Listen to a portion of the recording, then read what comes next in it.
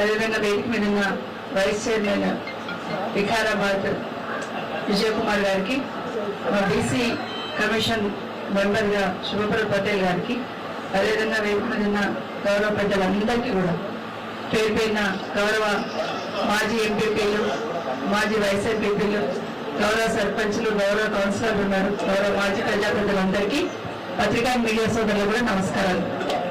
ఈరోజు రాష్ట్రంలో జరుగుతున్న పరిస్థితి చూస్తూ ఉంటే చాలా బాధ అనిపిస్తూ ఉంది. ఎక్కడ చూసినా రైతన్నలు 6 వారాలు కష్టపడి పండించిన పంటని అమ్ముకోవడానికి నానా యాతన పడాల్సి వస్తుంది. పంట పండించింది, 2 నెలల పంట పండించింది ఒకెత్తైతే, పంట అమ్ముకొని చేతికి డబ్బులు రావడానికి వాళ్ళు పడ్డ కష్టం వర్ణనాతీతం. ఏ మూల చూసినా తెలంగాణ రాష్ట్రంలో ఎక్కడ గ్రామంలో చూసినా రైతన్న కంట నీరే కనిపిస్తుంది తప్పిస్తే రైతు భరోసా ఇచ్చే ప్రభుత్వం లేదనేది స్పష్టంగా అర్థమవుతుంది. గత 10 సంవత్సరాలు కేసీఆర్ గారు ఉన్నప్పుడు రైతుకు వెన్నెముకలుగా నిలిచి, రైతుకు భరోసా కల్పించి నిరంతరం రైతు సంక్షేమం కోసం ఆలోచించిన నాయకుడు కేసీఆర్ గారు. కానీ 2 సంవత్సరాల నుండి ఏం జరుగుతుంది? ఎక్కడ రైతు వేసినా మాకు సంబంధం లేదు, రైతు పంటలు కొనకపోయినా మాకు సంబంధం లేదు, పంటలు మునిగిపోయినా మాకు సంబంధం లేదు, రైతు యూరియా దొరకకపోయినా ఈ ప్రభుత్వానికి సంబంధం లేదనే లెవెల్లో ఈ ప్రభుత్వం ఒక గుడ్డి ప్రభుత్వంగా వ్యవహరిస్తున్న పరిస్థితి రాష్ట్రంలో చూస్తా ఉన్నాం. ఎక్కడ చూసినా ఈరోజు పొద్దున ఒక పేపర్లో చూశాను, ఒక రైతు కళ్ళ మీద వండుకొని, అంటే కళ్ళాల కాడ వండుకొని, పొలం కాడ పంట దగ్గర కొనకపోతే పండుకొని ఎండ కూడా కొట్టి చనిపోయిందని ఈరోజు వార్త. మొన్న మన దగ్గర రంగారెడ్డిలో ఆచార్యంలో పంట కళ్ళ మీద వండుకొని అక్కడనే ప్రాణం వదిలేసిన సందర్భం చూస్తున్నాం. ఇట్లా ఏ మూలం చూసినా రైతన్నలు పంట అమ్ముకోవాలనే తాపత్రయం, వాటిని అన్నింటినీ కూడా చేరవేయాలనే ప్రయత్నంతో అదే పంట మీద వండుకొని చనిపోతున్న సందర్భం చూస్తుంటే ఈ ప్రభుత్వం తలంచుకోవాలి. ఎందుకంటే 80% మంది రైతులు ఉంటారు, మొత్తం వ్యవసాయంలో రైతులు ఎక్కువ ఉంటారు మన దగ్గర, వాళ్ళు పంటలు పండించారు. ఎన్నికల కన్నా ముందు ఎన్నో మాటలు చెప్పి ఈరోజు అధికారంలోకి వచ్చి కనీసం రివ్యూ చేయడానికి కూడా తీరుకుంటున్నారు ముఖ్యమంత్రి గారికి. ఎన్ని క్వింటాలు పండినాయి, ఎన్ని వండినాయి, ఎట్లా పండినాయి, అసలు ఎంత కొన్నారు, ఇంకెంత కొనాలి, వరి పంట ఎంత వచ్చింది, మొక్కలు ఎంత వచ్చినాయి, మిగతా ఏం పంటలు ఉన్నాయి, కనీసం ఒక ప్రణాళిక లేదు, ఒక బాధ్యత లేదు ఈ ప్రభుత్వానికి. గతంలో కేసీఆర్ గారు ఉన్నప్పుడు వర్షం మొదలవుతుందని ఒక 2 నెలల ముందే మాకు ఒక ప్రణాళిక ఏర్పాటు చేసేది. మంత్రులందరూ కూడా రైతులకు సంబంధించిన ప్రణాళిక ఇంప్లిమెంట్ చేయడం అగ్రికల్చర్ మినిస్టర్ గారికి అయితే ఒక 2 నెలల ముందే చెప్పేవారు కేసీఆర్ గారు. ఇమీడియట్ గా ప్రణాళికలు ఏర్పాటు చేయండి, రైతన్నలకి రైతు వేదిక ఉంది, అక్కడ ఉన్న ఏఈఓలు ఎవరైతే ఉంటారో అగ్రికల్చర్ ఆఫీసర్లు అందరూ కూడా ఆ ఏరియాలో రైతు వేదికలో ఉన్న సంబంధం ఉన్న ఏరియాలలో ఎంత పంట పండుతుంది, ఏ రైతు ఏం పంట వేస్తాడు, ఎంత యూరియా కావాలి, ఎన్ని విత్తనాలు కావాలి, ఎంత దిగుబడి వస్తుంది, ఇవన్నీ కూడా బేరీజు వేసుకోండి అని చెప్పేవాళ్ళు మాకు కేసీఆర్ గారు. కానీ ప్రభుత్వం వచ్చినాక అసలు ఆలోచన లేదు, అసలు రైతుకు ఏం కావాలని ఆలోచన చేసే ప్రభుత్వం ఇది కాదనిపిస్తా ఉంది. ముఖ్యమంత్రి గారి సొంత నియోజకవర్గం ఇది, రాష్ట్రం అంతా ఎట్లుంది అంతకన్నా దారుణంగా పరిస్థితి ఉంది. కనీసం ముఖ్యమంత్రి గారు ఆయన నియోజకవర్గంలో ఉన్న రైతులకు మొన్న చెప్తున్నాడు, మీరు ఓట్లు వేసినందుకే నేను ముఖ్యమంత్రి ఉన్నానని చెప్తున్నాడు. మరి మీ కోట్లేసి గెలిపించిన కొడంగల్ రైతులకు కన్నీరు పెడతా ఉంటే ముఖ్యమంత్రిగా మీకు ఎట్లా నిద్ర పడుతూ ఆలోచించాల్సిన అవసరం ఉంది.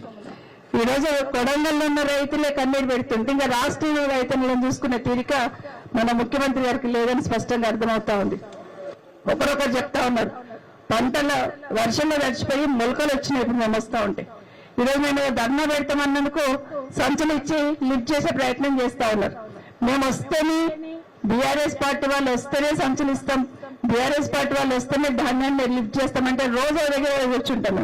మాకు ఏమి ఇబ్బంది లేదు, రోజు ఒక దగ్గర కూర్చుంటాం. ముఖ్యమంత్రి గారు మేము వస్తేనే మీకు సంచులు ఇస్తామంటే, మేము వస్తేనే మీరు ధాన్యము కొంటామంటే మేమందరం కూడా ప్రతి దగ్గర ఒక్కొక్క కళ్ళం దగ్గర కూర్చుంటాం. బీఆర్ఎస్ పార్టీ సంబంధించిన నాయకులం అందరం రైతుల కోసం అక్కడ వచ్చి కూర్చుంటాం, కనీసం అట్లనే మీరు లిఫ్ట్ చేయండి. ఈ రోజు మేము వస్తున్నామని తెలిసి ఈ రోజు సంచులు ఇస్తా ఉన్నారు.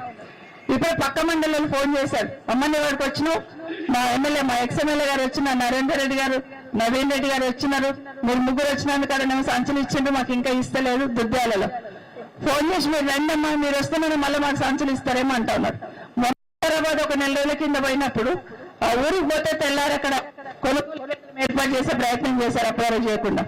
ఇది ప్రభుత్వం బాధ్యత కదా, రైతులకు పండిన పంటను కొనాల్సిన బాధ్యత ప్రభుత్వానికి ఉందా లేదా?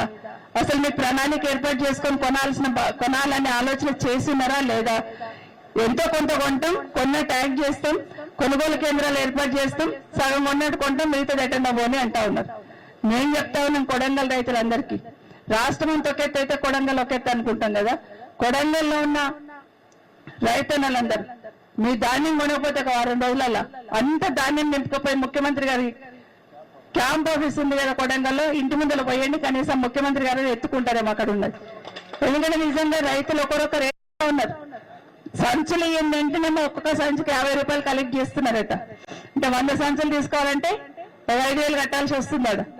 ఏడికెళ్తే వాళ్ళమ్మ, ఇక్కడ ఒక లేడీ ఇప్పుడు ఏడుస్తా ఉంది, ఏడికెళ్తే వాళ్ళమ్మ నాకు 200 బస్తాలు ఏమంటే 12,000 అడుగుతా ఉన్నారు, క్వింటల్కి 13 కిలోలు తీసేస్తా ఉన్నారు, ఎవరికి చెప్పుకోవాలా, ఏం చేయాలని అడుగుతా ఉన్నారు.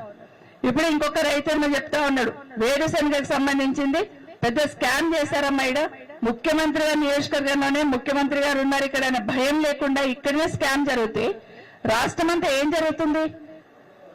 దయచేసి ఆలోచించమని కోరుతాను ప్రభుత్వాన్ని. యూరియా కావాలంటే యూరియాకి ఎంత ఇబ్బంది పడ్డామో పోయిన సంవత్సరం చూస్తున్నాం. కనీసం ఇప్పుడైనా యూరియా రెడీగా పెట్టుకోండి, రైతులకు ఇబ్బంది లేకుండా గిన్ని ఎకరాలు పండుతుంది, గింత పంట పండుతుంది, పోయిన సంవత్సరం ఇంత యూరియా పట్టింది, ఇప్పుడు ఇంత యూరియా కావాలని ఎస్టిమేట్ చేసుకుని ముందే తీసుకొచ్చి పెట్టండి. కొంతమంది రైతులు ఏం చేసేవాళ్ళంటే సమ్మర్ లో వాళ్ళకి పెట్టుకోవడానికి స్థలం ఉండుంటే సమ్మర్ లోనే కొంత యూరియా కొని పెట్టుకునే వాళ్ళు వ్యవసాయానికి సంబంధించి. ఇది ఇప్పుడు కాదు, నేను చిన్నప్పటి నుండి చూస్తా ఉన్నా. మా నాన్న గాని మా మామ గాని వ్యవసాయం చేస్తారు. ముందు వాళ్ళకి ఎరువు తెచ్చుకోవాలంటే పక్క ఊరికే తెచ్చుకోవాలి కాబట్టి ఓ నెల ముందు ఎండాకాలంలో తెచ్చి పెట్టుకునే వాళ్ళు, పెట్టుకోవడానికి ఉంటుందని.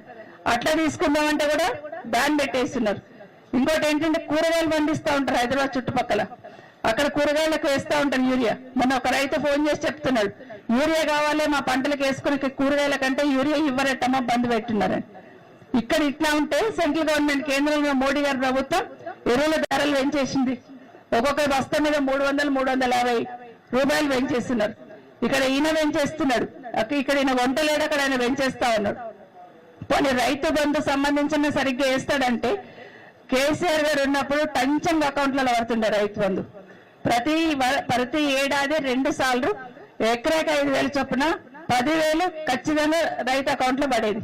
కానీ ఈ ప్రభుత్వం వచ్చినాక ఏమైంది?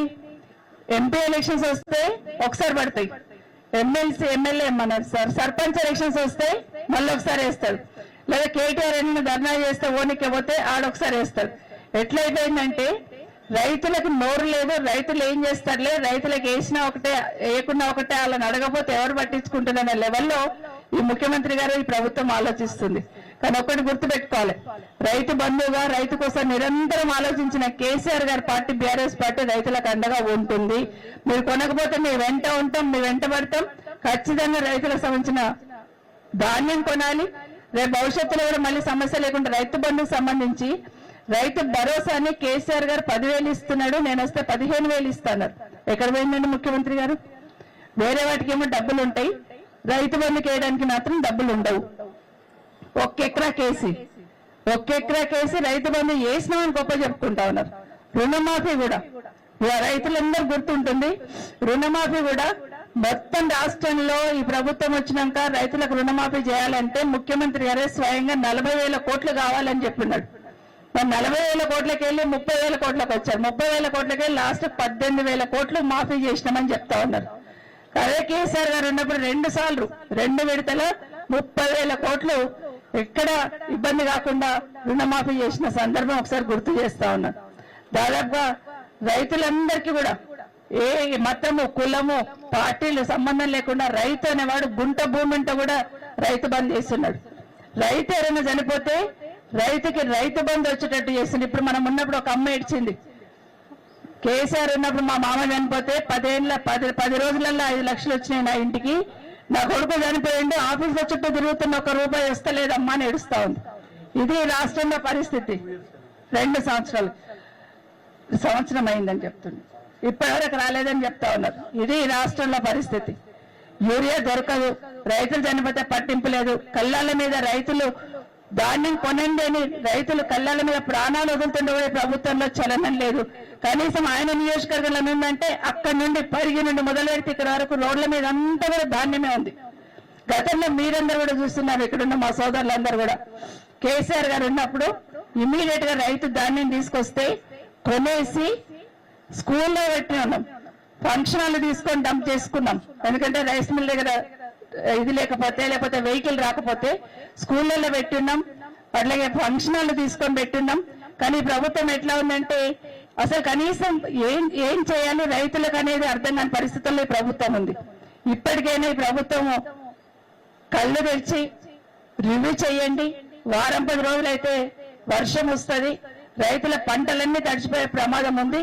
ఇమీడియట్ గా కొనుగోలు కేంద్రాలు పెంచండి, వెహికల్స్ అందుబాటులో, లారీలు అందుబాటులో పెట్టండి, బస్తాలు అందుబాటులో పెట్టండి, వచ్చిన ధాన్యం వచ్చేటట్టు కొనండి. తరుగు 13 కిలోలు తీస్తా ఉన్నారట. ఆ 13 కిలోలు తీయకుండా రైతుకు నష్టం రాకుండా చూడాల్సిన బాధ్యత ఈ ప్రభుత్వం మీద ఉంది. పోయినసారి సన్నాలకి ఖచ్చితంగా ఆ బోనస్ ఇస్తామన్నారు 500. ఇప్పటి వరకు ఎవరికి బోనస్ ఇచ్చిన సందర్భం లేదు. లాస్ట్ వర్షాకాలంలో వికారాబాద్ ఏరియాలో చాలా వరకు పంటలు మునిగిపోయి పంట నష్టం జరిగింది. ఇమీడియట్ గా వెంటనే రైతులకు ఏదో నమ్మవలికేటట్టు ఎన్ని ఎకరాలు మునిగిపోయింది అనేది మొత్తం వికారాబాద్ లో లిస్టు చేసి ప్రభుత్వాన్ని పంపించారు. అది అక్కడే ఉంది, రైతులు ఇక్కడే. ఒక నయా పైసా కూడా రైతులకి నష్టపరిహారం ఇచ్చిన సందర్భం లేదు. ఇది ప్రభుత్వం చేస్తున్న నిర్వాహకం అని తెలియజేసుకుంటే ఇప్పటికైనా ప్రభుత్వం ఇమీడియట్ గా ఊరికే మంత్రులందరూ కూడా ప్రతి జిల్లాలో తిరుగుతామంటున్నారు కదా, తిరగండి. ప్రతి మంత్రి కళ్ళం దగ్గరికి వెళ్ళండి, ఖచ్చితంగా ఏం జరుగుతుందో మీ జిల్లాలో చూడండి, ఎక్కడెక్కడ ఉన్నాయి, ఎక్కడెక్కడ ఆగిపోయినాయి చూడండి. ఇప్పటికీ ప్రాణాలు పోతున్నాయి రైతుల ప్రాణాలు పోతున్నాయంటే రైతుల ప్రాణాలు తీసుకునే ప్రభుత్వం నిజంగానే తల ఉంచుకోవాలి. ప్రజాపాలన అంటే ఇదేనా? రైతుల ప్రాణం పోతుంటే కూడా కనీసం పట్టించుకోలేని గుడ్డి ప్రభుత్వం ఇక్కడ ఉందనేది స్పష్టంగా అర్థమవుతుందని తెలియజేసుకుంటూ మరొకసారి రైతులందరూ కూడా ధైర్యంగా ఉండండి, పోరాటం చేద్దాం. మీ చివరి గింజ కొనే వరకు రైతుల వెంబడి బీఆర్ఎస్ పార్టీ ఉంటుంది. మీ చివరి గింజ కొనే వరకు ప్రభుత్వాన్ని కూడా వదిలిపెట్టామని తెలియజేసుకుంటున్నా. జై తెలంగాణ, జై కేసీఆర్.